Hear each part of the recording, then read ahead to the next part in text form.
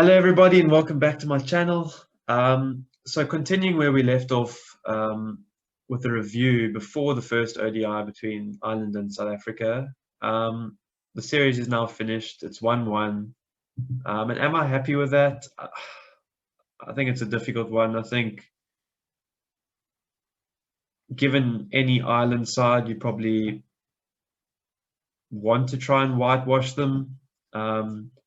But I just don't think we were good enough in the series to whitewash them. I think you saw in the last game, basically individual performances won us that game. The two opening batsmen in Milan and de Kock. And in the second game, we lost, and that was very disappointing. I think not so much that we lost, but more the manner in which we lost. I think, again, credit where it's due. This Ireland side are a good side. I won't say they can beat anyone on their day, but I think they can beat us on their day. And that kind of is what happened in the second ODI, along with us kind of handing them the game. And I'll come on to that in a bit. So yeah, first game was rained out. There wasn't much to make of that. Obviously, it got rained out. We only saw 40-odd overs of cricket. And yeah, look, I think Ireland potentially could have put on a big total had there not been any rain. And again, who knows what could have happened. So yeah, then we get into the second ODI. I think quite an imposing total. I guess, especially coming from Ireland, 290 is quite a big total. Look, I would have liked for us to get them to about 250, 260 max. I think if we're slightly a bit more consistent with the ball, we could have got them to that. I think even 270 we would have been happy with. 290, 300, that sort of territory is always, no matter which side you are, a bit imposing. So slightly disappointing there, but I think the biggest disappointment out of that game was definitely the batting. Look, 290 is not an impossible total to get, but certainly quite a tough ask. And yeah, then with the bat, we just flopped. I think a decent-ish start, but then it just fell away from there, and that's really disappointing. I think, we definitely do have the batsmen capable of chasing down the total like that. Yeah, we just didn't see it, and that was just really disappointing. And then the third ODI, I think we still had the potential to get bowled out cheaply. I mean, if you take away Janneman Malan and Quinton de Kock's runs, you're looking at a pretty average sort of total.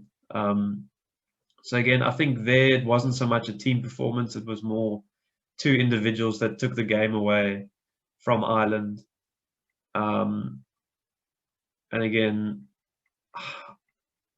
I don't want to be too harsh because we did win the game, but I'd like to see a lot more team contributions, not necessarily two individuals doing well, because any other game they could both get bowled out for naught, and if our batting lineup isn't confident, we could get bowled out very cheaply. So again, I'm very happy that we did win and get such a big total. But I would just like to see a bit more solidity in the batting lineup as a whole. And then the bowling performance, we did really well to get them. I think it was 95 for 6, something like that, 100 odd for 6. And for them to eventually get 270, I think, they did have to play well. and credit to Simi Singh, who got 100 in the end. Him and Curtis Camphor, put on a good partnership. But I still felt we were slightly too loose. If a team's 100 for 6, they shouldn't be getting 270. I mean, 170 odd runs between your last 4 wickets. I think, they're allowed to bat well. You can give them credit where it's due, but I think any bowling attack would be slightly disappointed to have given away 170 odd runs for the last 4 wickets.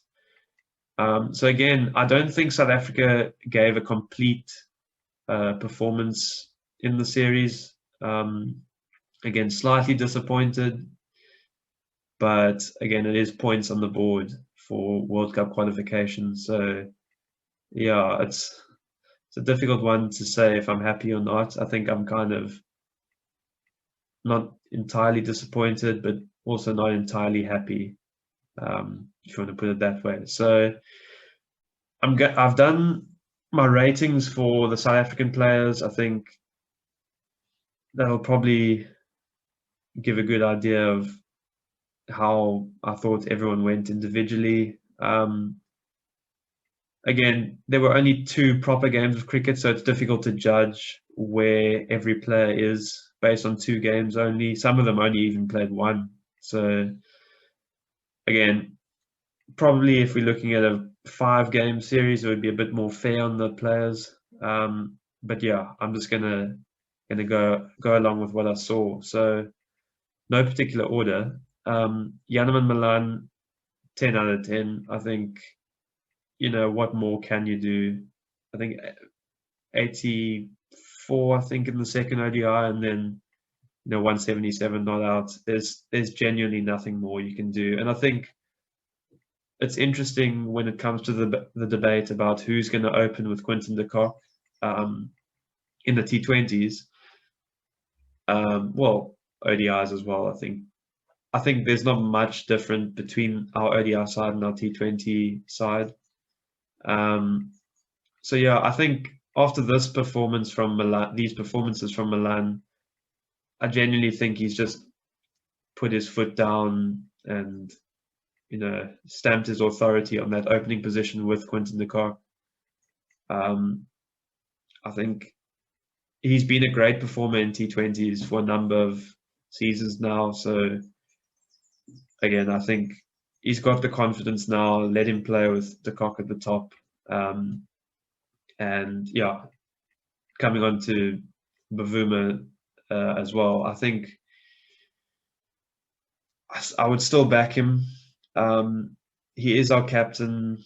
He's been given the captaincy role for the next, few World Cups in, both formats, T20 and ODIs.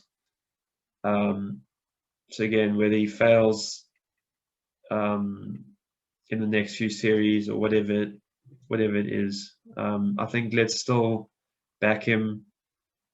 I think, again, he himself is probably more annoyed than the South African public at how inconsistent he can be.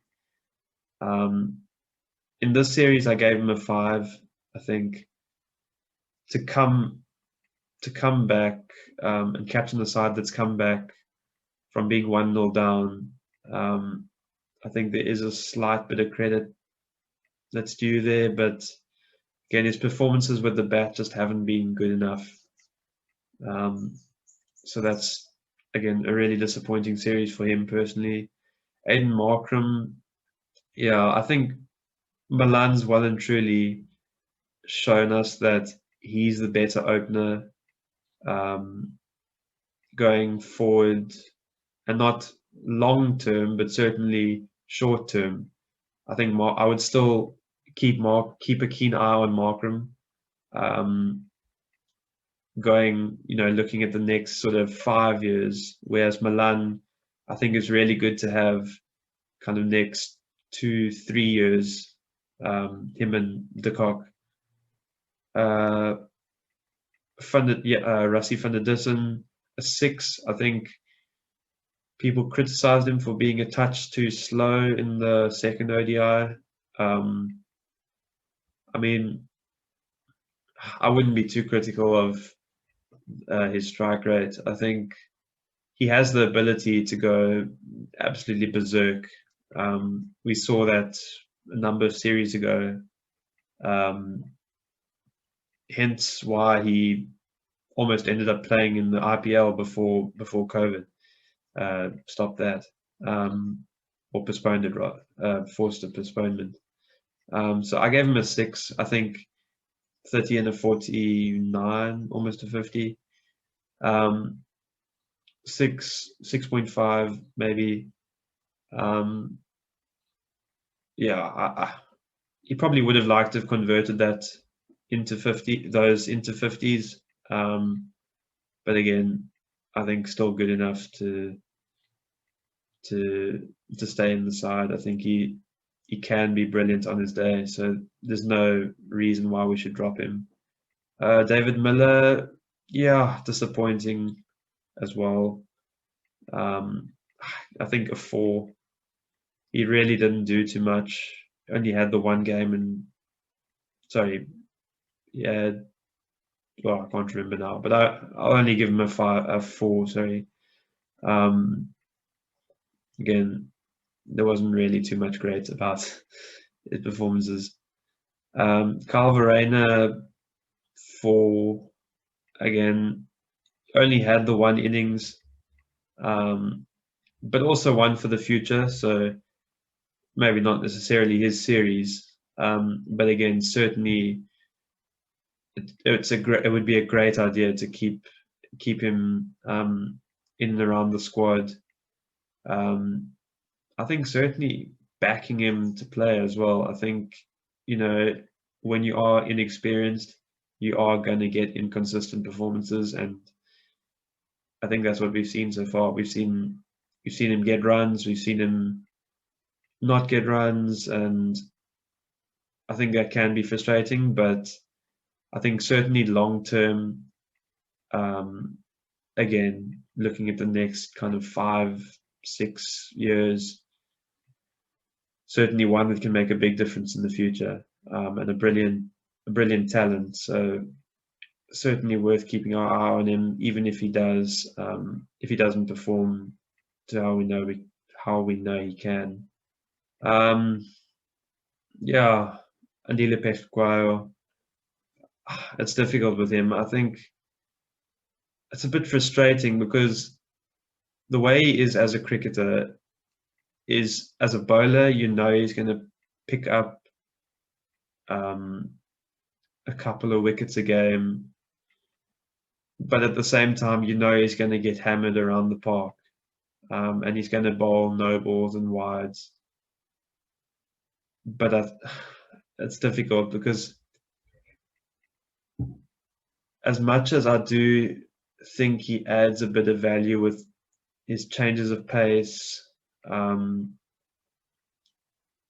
think it's difficult to keep him in the side. I think he's the sort of bowler that gets wickets from batsmen's errors and doesn't necessarily get batsmen out. Yeah, I gave him a 6.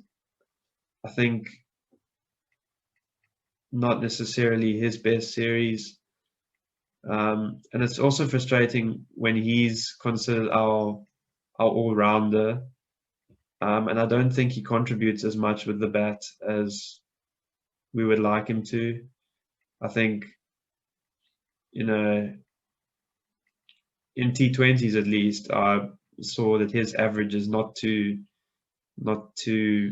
dissimilar from Kagiso Rabada's. So again, we consider Kagiso Rabada an out-and-out bowler, and consider Andile Pesquayo as an all-rounder. Yet the average in T20s is almost the same. I think it's difficult. I feel like sometimes we are banging our heads against the wall with him, because he does have value, but he's very, very inconsistent for me. He gives up with the ball far too many hit me balls and loose deliveries. So yeah, a 6 for me. I think, look, realistically, I think they will continue with him in the T20s. And again, I think going into the World Cup as well, they'll continue with him.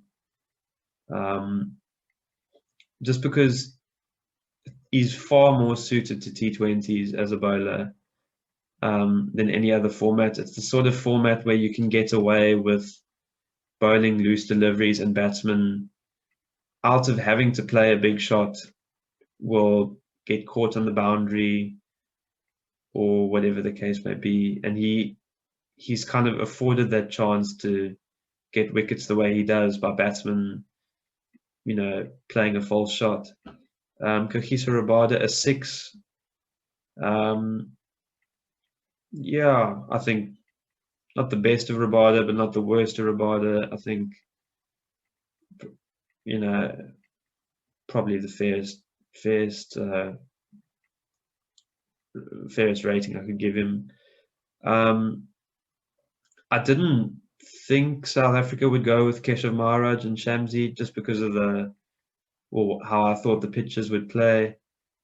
And actually, together they were brilliant. I think probably our best two bowlers, if we're honest. I think they're definitely going to continue with that partnership in ODIs for quite a few games. I think it's definitely one that works. And I think it's interesting because I think Keshav Maharaj adds an option in the T20s as well, especially in the T20 World Cup.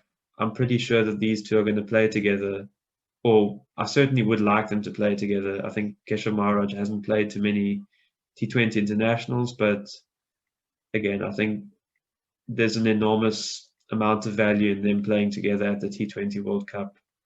I think if you look at who's in our group, I'll get back to that later, but you've got a side like England, for example, and it's been noted how Jason Roy, for example, struggles against left-arm orthodox spin, and I wouldn't be surprised to see Keshav Maharaj opening the bowling against him, for example. I think that's just one small example. I mean, there'll be lots of other sides with right-handed openers, and opening the bowling with a spinner in T20s is not uncommon. It is used. I have seen it used a fair bit, especially left-arm orthodox. So I think Keshav Maharaj could have a role opening the bowling in T20s. Lungin Giri, a 7. I think only the one game, only 8 overs that we saw of him, but again, from those 8 overs, we saw good signs. And yeah, I think we need him. We need him to be bowling well. Again, I think it's pretty much nailed on that we're going to have Kagiso Rabada, Anrich Nortje, and him as our 3 frontline pacers at the World Cup.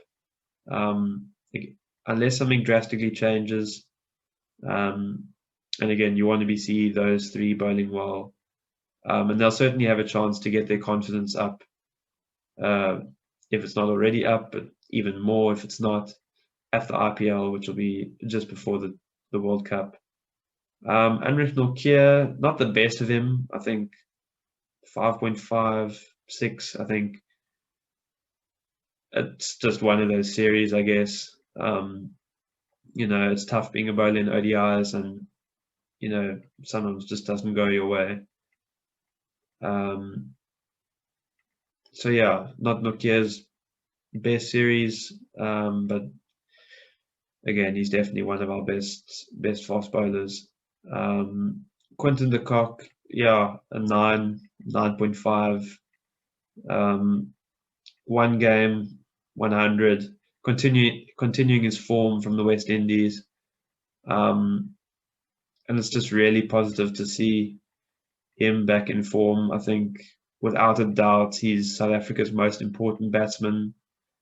And for him to be getting to try and hit form at the right time, I think, going into the World Cup, it's only a few months away. And if he's hitting form now, that's only good signs for South Africa. And then the last two, 100 class, and I gave it 3. Again, I'm not too sure why. Yeah, I didn't expect him to play in the third ODI. I just haven't seen much that's impressed me from him. He's kind of been a bit hit and miss at times. Yeah, I just didn't see why we were playing him.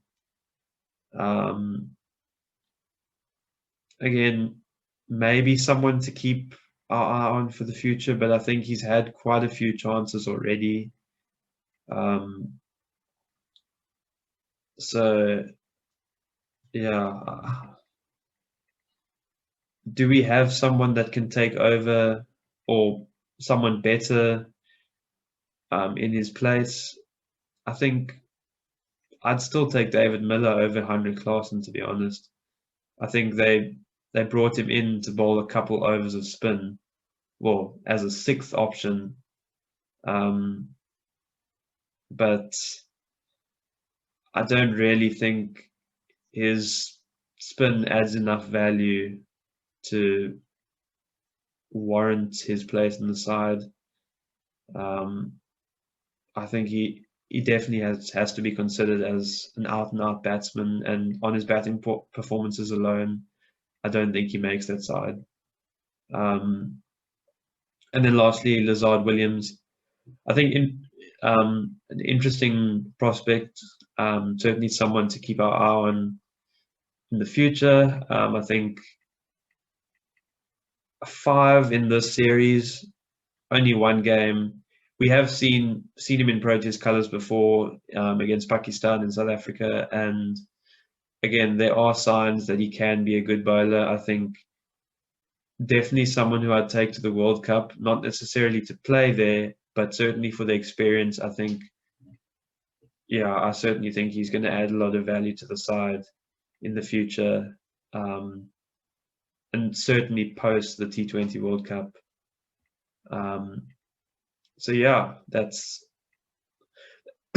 sorry, that's my ratings done. I guess kind of zooming out and then zooming back in. Zooming out, the T20 World Cup, the groups have been announced. So we've got England, Australia, West Indies. They're definitely in our group, and then either the winner of Group A and the runner-up of Group B. In my opinion, I think most likely Sri Lanka to win Group A, and runners-up in Group B, I think probably Scotland. So we could be seeing England, Australia, West Indies, Sri Lanka, Scotland in our group. Yeah, but equally as likely we could see Ireland and Bangladesh as well. But I think our biggest troubles will come against England, Australia, West Indies. That is a really tough group. I guess at the moment, I kind of see us as behind England and Australia, but kind of on par with West Indies. The top 2, I think it is, go through from the groups. Again, do we have enough to beat England, Australia, and West Indies, or lose to the one and beat the other 2? I think that's even losing to the one and beating the other 2. That's a pretty difficult ask. I do believe we have the ability to beat West Indies. We saw it in the West Indies. But when it comes to beating an England or an Australia, I think a lot of things need to go our way. I think people are going to be critical of Australia because they've just lost 4-1 to West Indies. But I genuinely think they'll be a lot better in the World Cup. I think England and Australia will be the two favorites to advance out the group.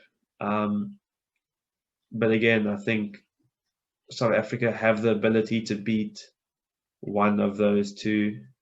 And I guess if we're having a really good tournament, possibly even both, but a lot of things would need to go our way then.